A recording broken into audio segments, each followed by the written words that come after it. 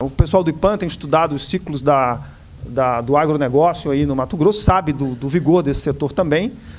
Então, e energia, que é um tópico que a gente vai falar rapidamente, a Amazônia está no coração das soluções que o Brasil está desenhando para a energia, pelo menos nessa década. A gente vai depender, até que a gente tenha outras fontes de energia realmente vigorosas, fora da matriz hidrelétrica e fora da matriz fóssil, é a água, são as florestas com suas águas e, portanto, com suas bacias hidrográficas que podem gerar essa energia.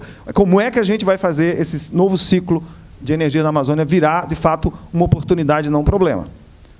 Aqui, só para a gente citar, são todas, quer dizer, o que a gente consegue mapear, porque essa tabela ela está sempre modificando, mas, de fato, hoje a gente já tem aqui os empreendimentos aí de energia, além de Belo Monte, todo o complexo Telespires, toda a área do Tapajós, as outras bacias menores também com potencial hidrelétrico, e o Brasil, com uma demanda enorme de energia, vai para cima da Amazônia, já está lá, quer dizer, com a demanda de atender o nosso crescimento econômico, né, no PIB que a gente está trabalhando, na projeção de 5% nessa década. Então, nós vamos ter o tema de energia, talvez, como um dos temas centrais da discussão da Amazônia.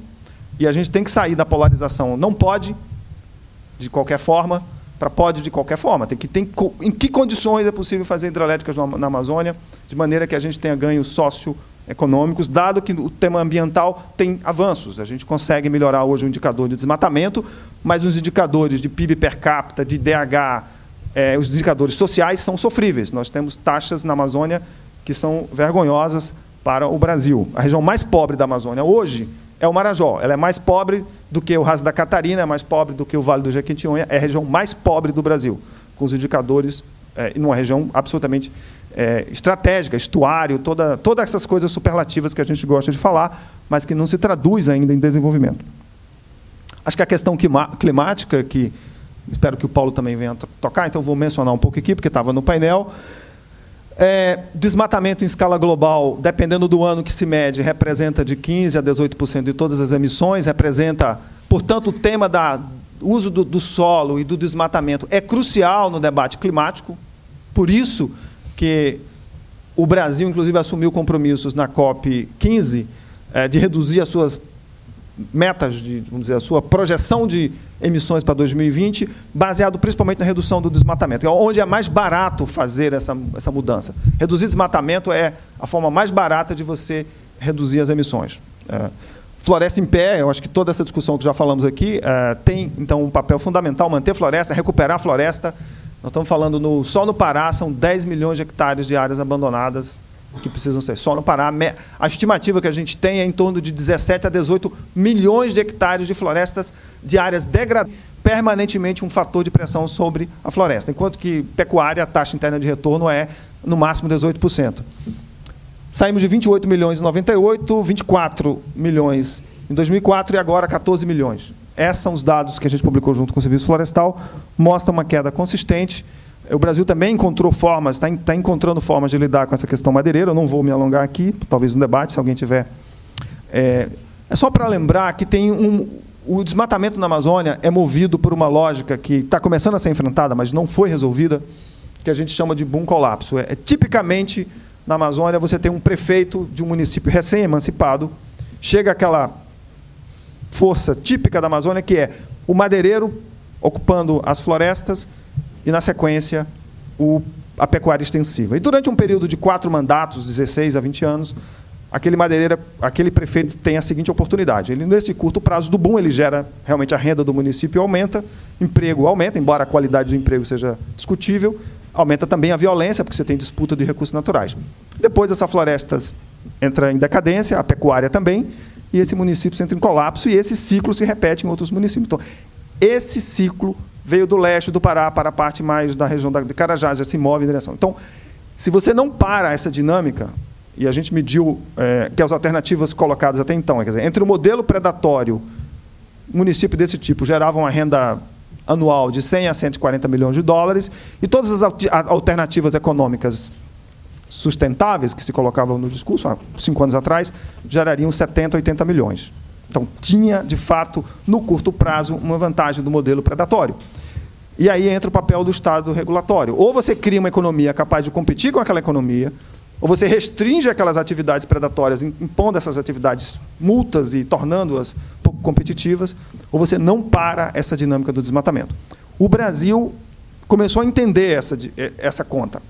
E várias das medidas que foram adotadas nos últimos anos, ela elevaram o custo da ilegalidade e tornaram atraente algumas outras cadeias produtivas. Eu acho que a queda do desmatamento da Amazônia agora não se explica somente pelas ações de comando e controle. Seria reduzir toda a complexidade do que está acontecendo na Amazônia a ações de comando e controle. O Brasil já fez ações de comando e controle que reduziram, mas não reduziram na magnitude que a gente experimentou agora. Eu acho que é algo para investigar, é mais uma hipótese do que uma afirmação, porque os números são muito recentes, a gente não tem todos os dados para ainda... Então, para enfrentar esses ciclos que gera violência, apropriação de terras públicas, por exemplo, a indústria da grilagem era o grande motor do desmatamento da Amazônia. Ela começou a ser enfrentada nos últimos 5 anos, com criação de reservas ambientais em áreas onde já havia ameaça de grilagem, congelando, portanto, qualquer perspectiva de apropriação indevida, com ações do próprio Conselho Nacional de Justiça, que cancelou títulos.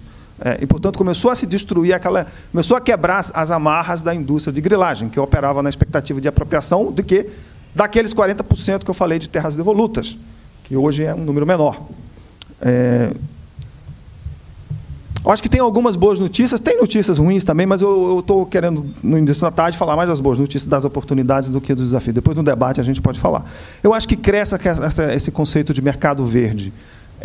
O ano passado, o Ministério Público Federal do Pará lançou usando o instrumento da Lei de Crimes Ambientais, com base num relatório produzido pelo Greenpeace, que apontava a cadeia da pecuária como um fato, porque todo mundo sabe da cadeia da pecuária como uma cadeia problema, mas eles mostraram de onde vinha a carne, de que propriedade, qual era o frigorífico que comprava e qual era o supermercado que comprava. Portanto, o Pão de Açúcar, Carrefour, Walmart estavam na lista. E, pela Lei de Crimes Ambientais, eles são corresponsáveis. Mas não só isso, a reputação desses supermercados foi... E o Walmart, liderado pelo Walmart, e os supermercados reagiram. E resolveram o quê? Só vamos comprar carne de propriedades rastreáveis. E eu, que trabalho lá na fronteira, eu sei a diferença desse compromisso. Porque, até então, os frigoríficos e os pecuaristas que não sentavam na mesa passaram a sentar na mesa de negociação e passaram a aderir aos instrumentos de controle, por exemplo, o cadastro ambiental rural. Isso teve um impacto grande. Então, na carne, a cadeia da carne, que era a mais difícil de se trabalhar, esses elementos de um mercado rastreável, em busca de rastreabilidade da produção, está acontecendo. Mas isso acontece em todas as outras cadeias. A florestal já é mais conhecida, já tem selo internacional, etc. Então, acho que tem um incremento no capital social, que o Aragão falou. Isso é resultado, talvez, a grande herança do PPG-7. O Brasil tem hoje entidades que operam na Amazônia que não tem em outras regiões tropicais, né? Não só as entidades públicas melhoraram, mas as entidades da sociedade civil mais pragmáticas, mais propositivas. O nível de informação da Amazônia, a gente tem um dado do desmatamento da Amazônia, porque nós temos 2 dados. Temos um monitoramento que o Amazon faz e o INPE faz, que é mensal. O dado de desmatamento mensal, nós já temos o dado de outubro de 2010. Agora, na Bolívia, o último dado é de 1999. Na África, não tem dados confiáveis para toda a bacia. Então, o Brasil está muito à frente do monitoramento de florestas tropicais. O Brasil, pelo papel do INPE, pela capacidade de desenvolvimento tecnológico, mas pelo fato de que tem uma democracia mais estável, tem uma imprensa curiosa, tem uma população que está interessada nesse tema da Amazônia.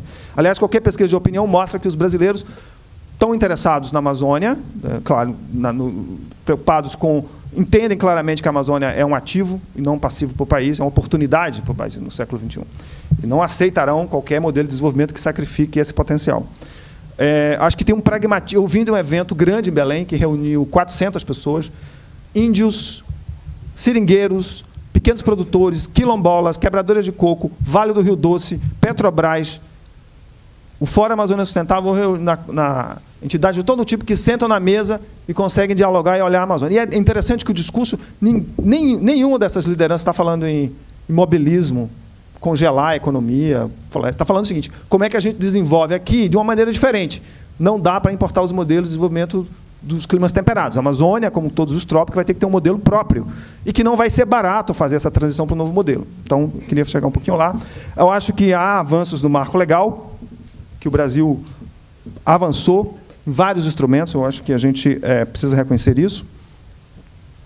Eu acho que então, vou para as conclusões e meus 2 últimos slides. não só na Amazônia brasileira, em todas as regiões tropicais predomina o subdesenvolvimento. Então, tem um desafio que não é só nosso, é também das regiões tropicais do mundo.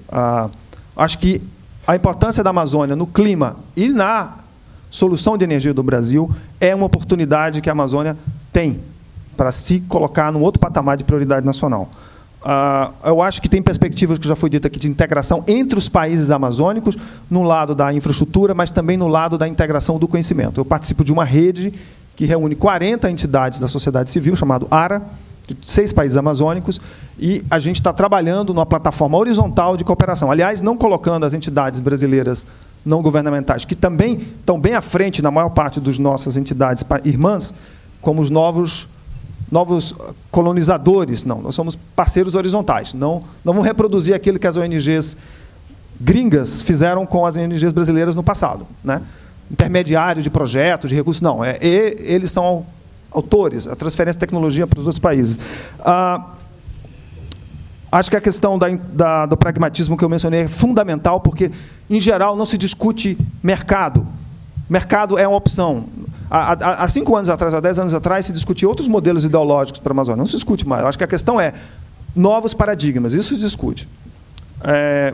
Acho que o Brasil tem um papel aí na liderança da redução do desmatamento, conquista aí de todos na sociedade.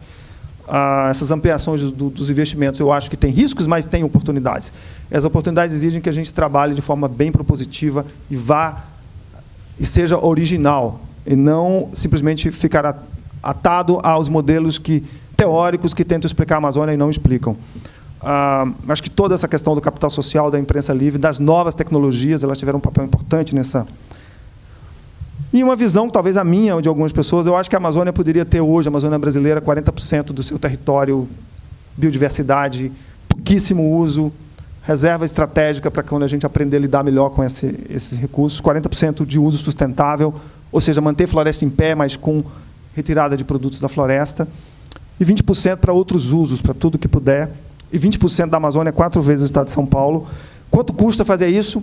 O único número que eu conheço, se alguém tiver, é um estudo que a McKinsey fez, que fala assim, o Brasil precisará investir. Aquilo que o Adalberto, meu xará, falou. Ciência e tecnologia, precisa investir em infraestrutura adaptada às condições da Amazônia, precisa investir em cidades, porque 80% das pessoas moram na Amazônia e moram mal na Amazônia. Né? Estamos falando de ordenamento fundiário. O Brasil precisa fazer o último esforço de ordenamento fundiário de quase 18% do seu território ainda devoluto, que está na Amazônia. Né? Então, isso vai custar, e, obviamente, um fomento estratégico. Vai custar ao país. Mas custar o quê? Eles fizeram a conta, 17 bilhões de reais por ano, ao longo de 20 anos, dá 340 bi, que é pouco quando a gente olha. Para a gente sair de uma economia de alta emissão de carbono, com baixos indicadores sociais, para uma nova Amazônia. Então, eu acho legal a gente começar a apresentar esses números e mostrar isso. É possível, a Amazônia tem solução, o desafio está na nossa frente. Obrigado.